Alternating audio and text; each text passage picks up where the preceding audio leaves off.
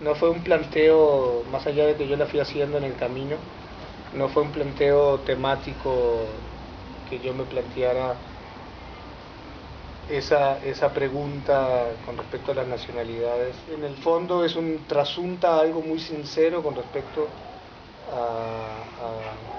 a mi forma, a lo que me ha tocado en la vida, ¿no? Que ha sido vivir fuera de, de mi país y en definitiva convertirme en muchos lugares, en muchos países, en no ser de ningún lado y ser de cada uno de esos lugares, que también tiene que ver con ciertos puntos de cosas que me atrajeron mucho, que tiene que ver con lugares donde he estado, que me han tocado, que me han resignificado un montón de cosas.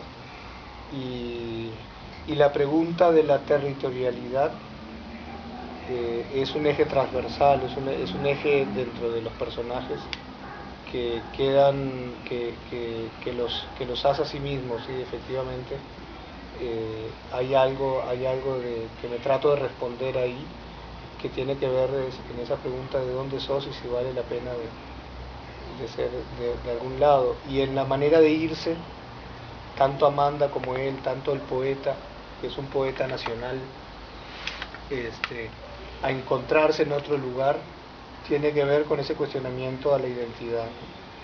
Y parto, me gustan las mixturas, y en eso vuelvo a Bolaño, ¿verdad? Que hizo su obra fuera de su país, y que si es algo que es la literatura de Bolaño, hablando de un escritor en concreto, tiene que ver con que de dónde es.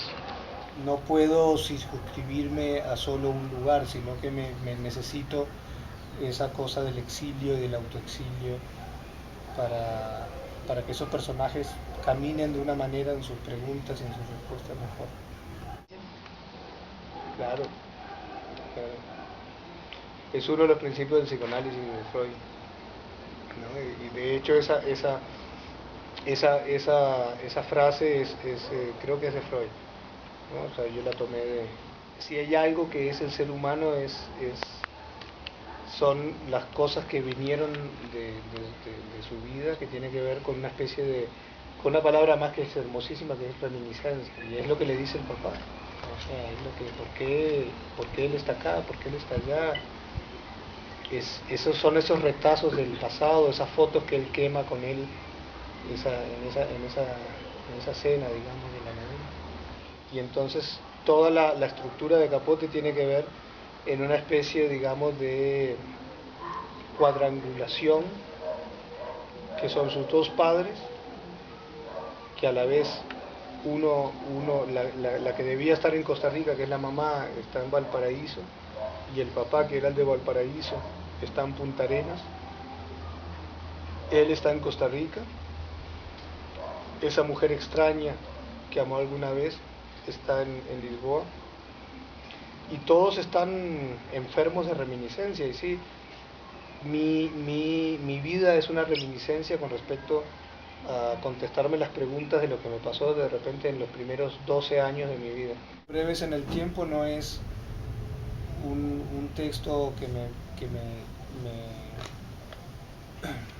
decidí escribir para un concurso de novela corta, ni decidí yo escribir, bueno, voy a escribir una novela de 100 páginas, que tenga en sí misma una estructura determinada, sino que es una adaptación de, de algo que tiene que ver con lo que he hecho durante muchísimos años, que es escribir una novela sobre otra, dejar, empezar.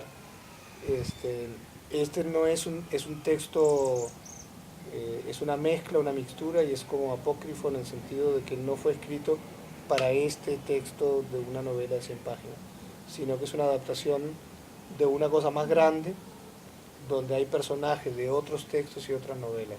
Pero logré encontrar, me parece a mí, lo que a mí me gusta de eso, que logré encontrar una relación de las palabras con respecto al tema, y no al revés del tema con respecto a las palabras. Lo que más me gusta del resultado es la relación de las palabras, el peso, y es como una especie de embudo imaginario, Embudo en el sentido de que el texto, si vos ves en muchas partes, siempre viene como, físicamente viene así y termina en una frase, ¿no? Hace como una especie de contracción, de acto casi monacal, hasta tratar de encontrar el último giro en una cosa muy, muy poética y que produjera una especie de chispazo en la palabra. Y eso tiene que ver con, en definitiva, con el viaje de Capote hacia sí mismo, que es reencontrarse con su misión en la vida, que en el caso del personaje es pintar, dibujar, pintar. El viaje que él hace hacia esa verdad, que es encontrar la verdad en Amanda, es encontrar la verdad en él, ¿verdad? Entonces hay una pregunta sobre la creación y sobre desde dónde uno crea, ¿no? Intertextualizado con su cotidianidad. Y eso es como una trampa, ¿no? Porque una cosa es el personaje ese que dijo eso y otra cosa me lo preguntas a mí. Lo que podría responder es que lo que a uno le puede cambiar la vida es una lectura, ¿no? La lectura de un libro, un texto determinado que de repente te da vuelta la cabeza y te hace ver esa realidad o la vida o te hace entender cosas de una manera que no habías visto antes o te hace encontrar un sonido de la literatura y de las cosas que de repente te cambian la vida. Eso podría ser una respuesta posible.